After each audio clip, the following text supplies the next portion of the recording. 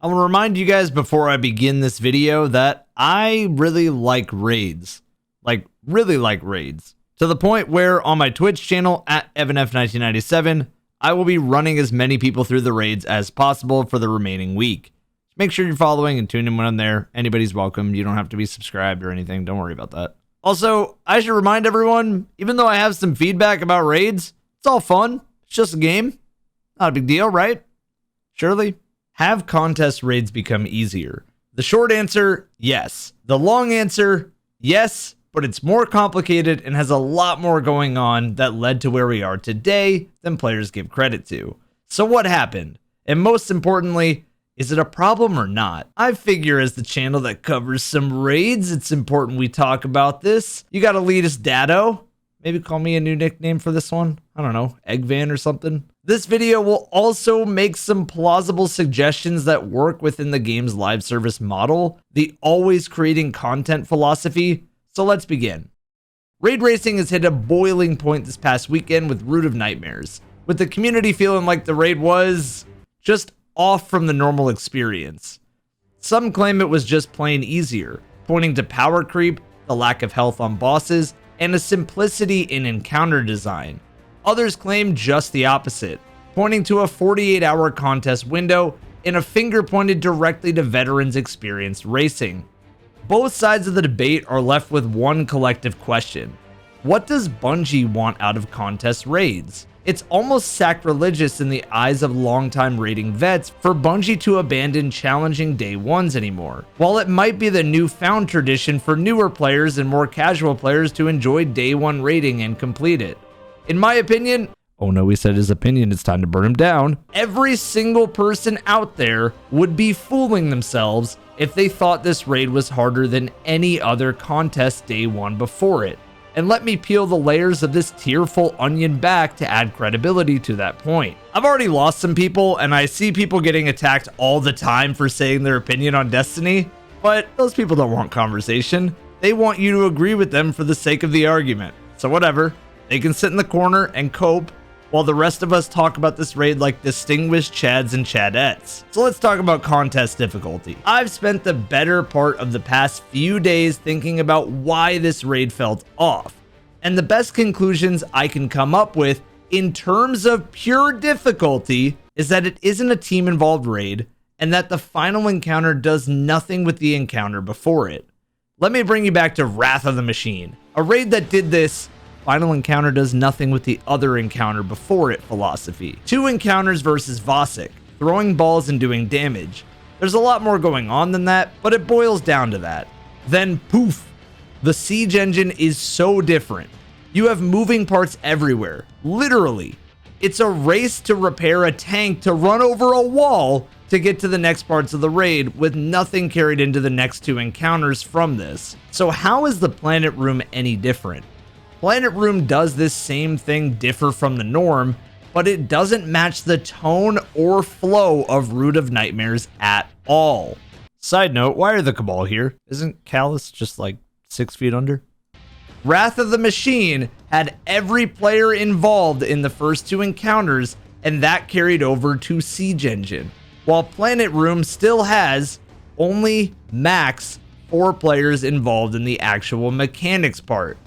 While it may be a situation of differing from the norm, it's still not mechanically involved the way Wrath's Siege Engine was. Speaking of that, the final encounter drags nothing from the Planet Room. In fact, the final boss's mechanic is dragged and dropped from the jumping puzzle, which is very off from what final bosses were before.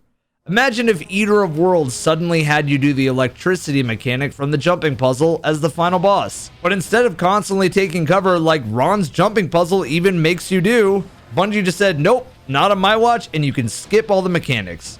I'm not sure if Bungie was thinking balance-wise that Nezarec would obliterate everyone trying to do mechanics, so it was best to keep the mechanics simple, or if they wanted the final boss to be inviting to the newer audience.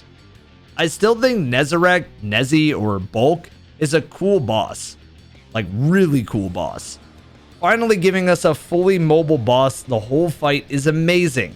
but I can't applaud the final result since you know we're just gonna sit on a plate, drop a well, and roast this dude to pieces. Going back to the flow of the raid, some people claim this raid to be a dungeon, but as Destiny Leaks was quick to point out, these leaked photos of the environment came out 6 months earlier. I'd like to reference Marco Styles' review of Lightfall for my take on it. Keep some tinfoil in hand on this one, because like a lot of stuff, I have no clue, you have no clue, we have no clue. Bungie is the only one that knows everything because we don't develop the game. We just get to talk about what we experience in the game as players. We can just use the evidence we're given from leaks, in-game, promos, etc. It's not that Root of Nightmares was an outright dungeon. It's that it was probably rushed to make it in time for the new boss, Sony.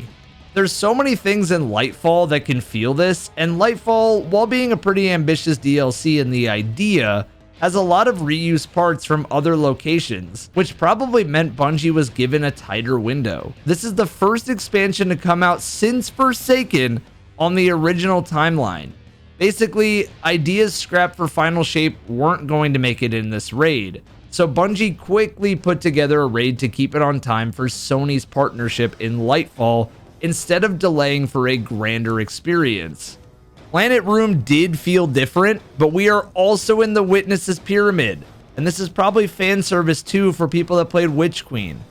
We do have easier mechanics for it being year 9 of the game to go off of for evidence, but I still think the aim was to get a raid out more than it was to build off of the last raid.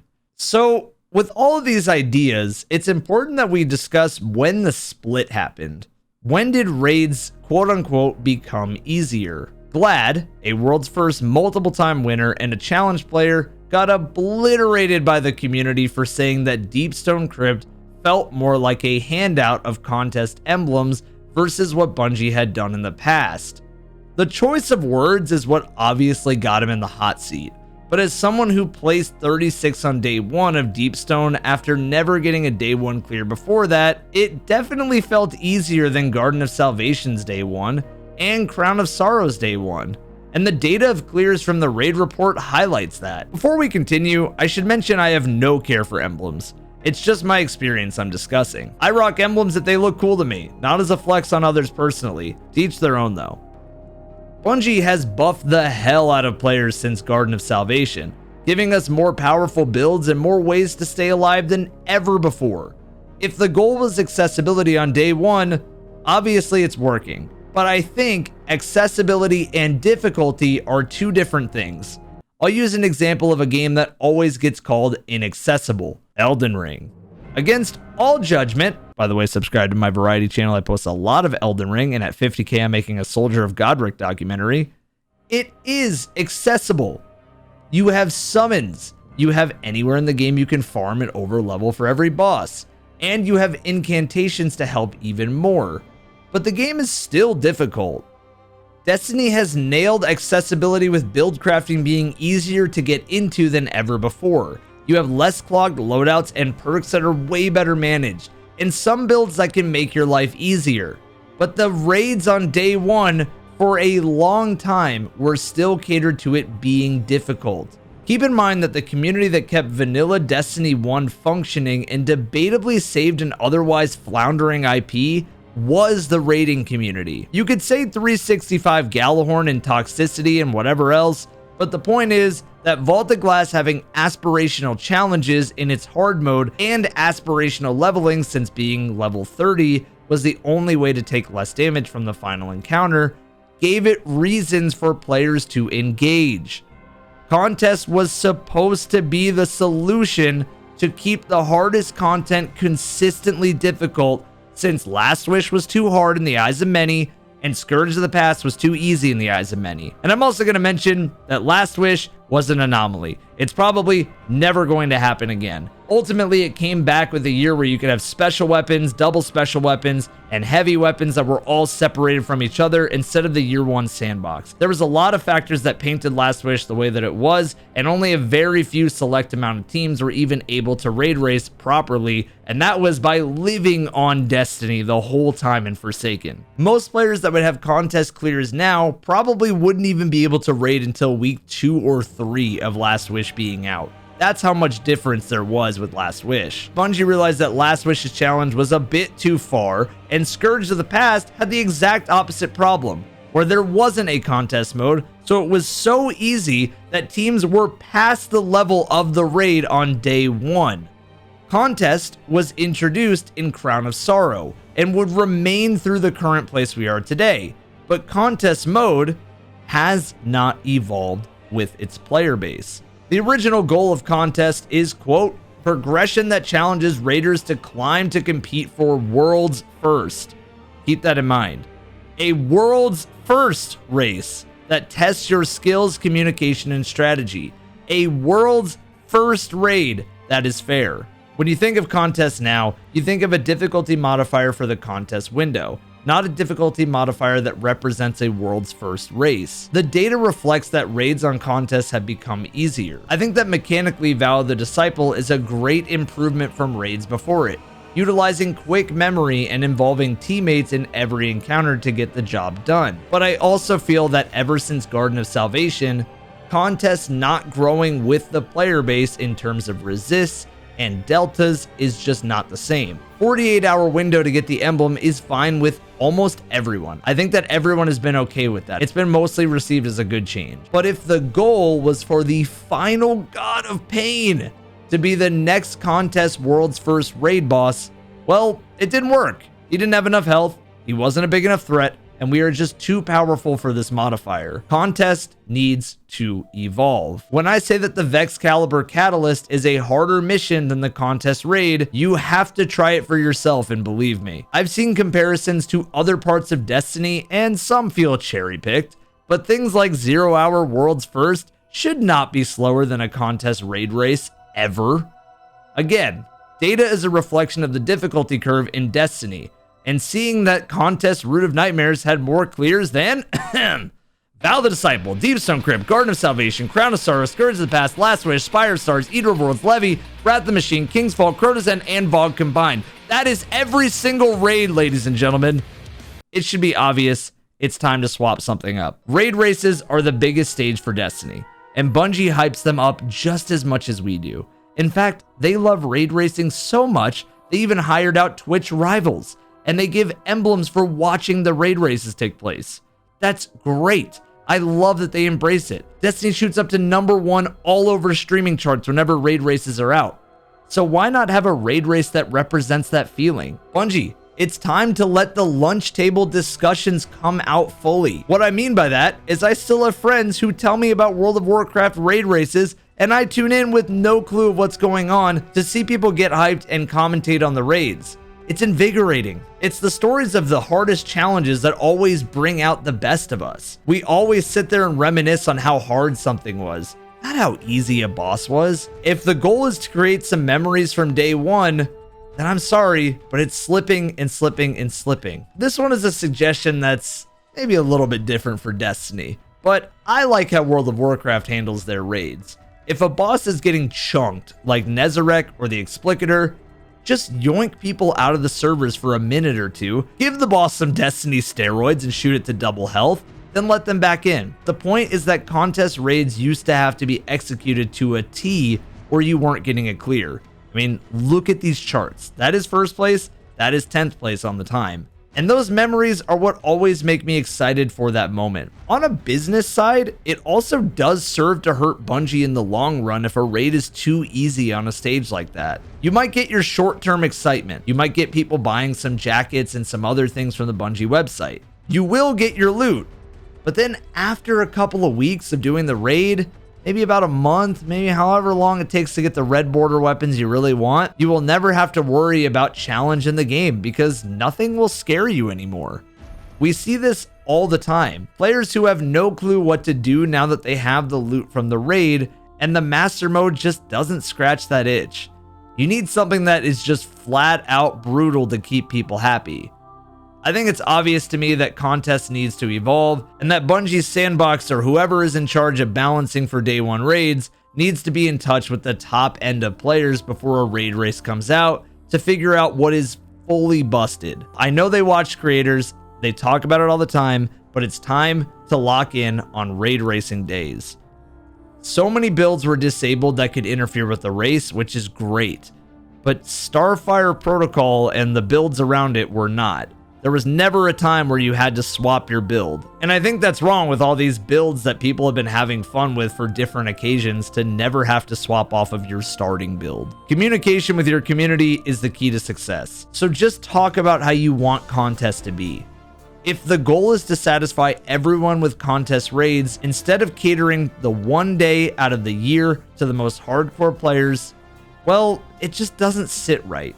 Or as Dado said, then just let me know.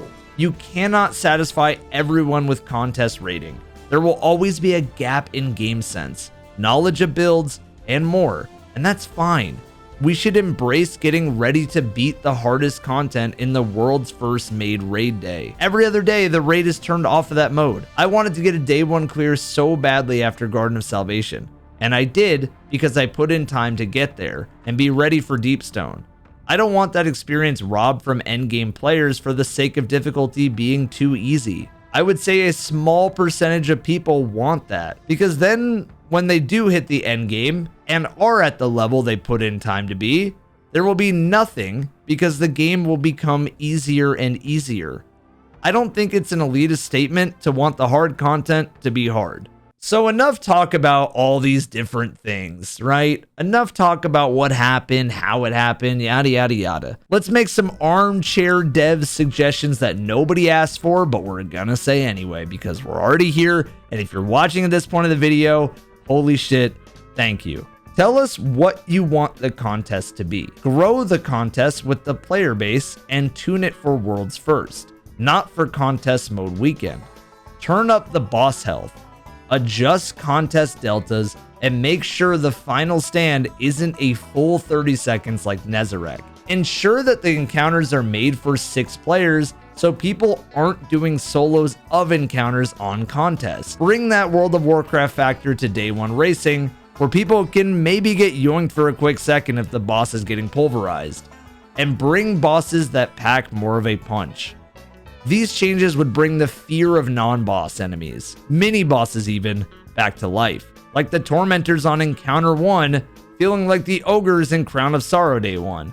It would ensure a variety of builds would be used, not just Starfire and Rockets. It would not make people make these comparisons, and it would give credibility to the God of Pain being a true god, killing the idea of ludonarrative dissonance in your game. Ultimately, I'm left thinking this raid was made under short development turnover time versus what Vow was made with. But we can't tell until the next big raid comes out. So I'm hoping for a larger raid and with more puzzles and a lot of tuning. All right, cool. No fighting in the comments. I love you all. We can talk about this on my Twitch at EvanF1997. Make sure you subscribe and have a good day.